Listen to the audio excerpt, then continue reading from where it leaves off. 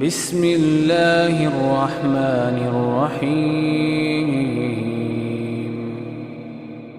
ہمارے ہاں یہ رات یعنی شعبان میں خاص طور پر 15 شعبان کی رات شب برات کے نام سے مشہور ہے، جس کو شب رات کہتے ہیں.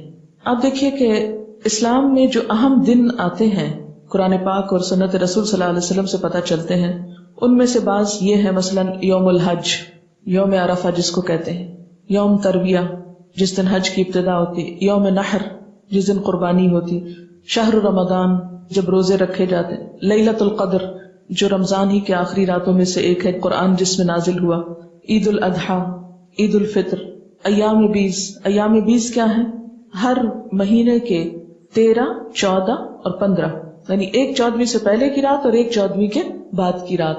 ان کے جو دن ہیں یعنی 13 کا دن، پھر 14 کا دن اور 15 کا دن، ان دنوں میں روزہ رکھنا جو ہے وہ مسنون ہے. یعنی ہر مہینے جو شخص روزے رکھنا چاہے وہ ان 3 دنوں میں رکھے.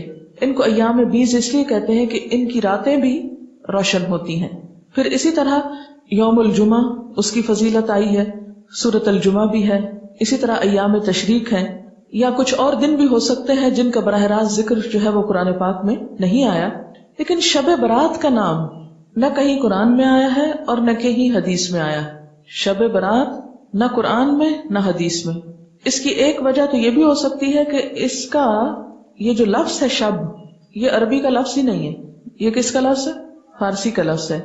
اور اگر اس کے آگے رات لگاتے ہیں، شب رات، تو رات بھی عربی کا لفظ نہیں. اور اگر آپ اس کے آگے برات لگاتے ہیں، شب برات، تو برات بھی عربی کا لفظ نہیں، یہ شاید سنسکرت کا لفظ ہے جو شادی میں برات آتی ہے.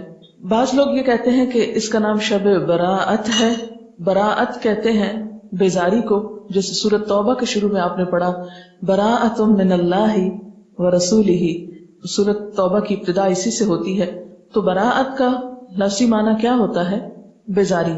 تو اس رات میں کس کی کس سے بیزاری اگر شب براءت کہتے ہیں، حالانکہ براءت کوئی نہیں بولتا، تو یہ اپنی ترکیب کے اعتبار سے بھی کوئی اسلامی ترکیب نہیں ہے، اور نہ ہی کوئی اسلامی اعتبار سے اس کی کوئی فضیلت یا اہمیت یا حقیقت بنتی ہے. شب برات جو ہے یا شب رات جو ہے ہمارے ہاں عام طور پر باقاعدہ جشن کی شکل میں منائی جاتی ہے. حالانکہ اسلام میں جشن کے دن صرف 2 ہیں، عید الفطر اور عید الاضحیٰ. حضرت انس رضی اللہ تعالیٰ عنہ سے روایت ہے کہ جب رسول اللہ صلی اللہ علیہ وسلم مدینہ منورہ آئے تو ان کے ہاں 2 دن تھے جن میں وہ کھیلتے اور خوشیاں مناتے. آپ صلی اللہ علیہ وسلم نے ان کے بارے میں دریافت فرمایا تو آپ کو بتایا گیا مدینہ والوں کی طرف سے کہ ہم جاہلیت کے زمانے سے یہ 2 دن مناتے چلے آ رہے ہیں. آپ صلی اللہ علیہ وسلم نے فرمایا اللہ تعالیٰ نے تم کو اس سے بہتر 2 دن عطا کر دیے ہیں، عید الفطر اور عید الاضحیٰ. تو شب برات کا جو جشن ہے یعنی رات کو آتش بازی اور مخصوص قسم کے کھانے پکانا، ان کو اسلام کا ایک حصہ بنا لیا گیا. اگر آپ اس کو اپنے کلچر کا حصہ کہیں یا اپنی روایات کا حصہ جو بر صغیر کی ہیں خاص طور پر، تو کوئی بات نہیں. مثلاً آپ 14 اگست مناتے ہیں یا آپ 9 نومبر آج منا رہے ہیں، بہت سے لوگ گھروں میں چھٹی کر کے منانے کا ہمارے ہاں ایک ہی طریقہ چھٹی کر لی جائے. علامہ اقبال نے دن رات کام کیا تھا اور ہم دن رات چھٹیاں کرنا چاہتے ہیں. بہرحال تو وہ آپ کا کیا ہے، ایک لوکل کلچر ہے، اس کا اسلام سے کوئی تعلق نہیں. یعنی 9 نومبر کا اسلام سے کوئی تعلق نہیں. اسی طرح اگر آپ 15 کو آتش بازی کرتے ہیں یا حلوہ پکاتے ہیں تو وہ آپ کا لوکل کلچر تو ہو سکتا ہے، اس کا اسلام سے کوئی تعلق نہیں، کیونکہ اس کے بارے میں نہ کوئی تعلیم قرآن پاک سے ہم کو ملتی ہے اور نہ ہی نبی صلی اللہ علیہ وسلم کی سنت سے. مثلاً اس رات میں کیا ہوتا ہے، حلوہ پکایا جاتا ہے اور دوسروں کو کھلایا جاتا ہے، مردوں کی فاتحہ دلائی جاتی ہے، چراغاں کیا جاتا ہے، کینڈلز وغیرہ لوگ چھتوں پر جلاتے ہیں، اور اب اس کی جگہ دوسری بجلی کی بتیاں بھی جلائی جاتی ہیں، آتش بازی کی جاتی ہے، گھروں میں خاص طور پر رنگ روغن کیا جاتا ہے، صاف کیا جاتا ہے.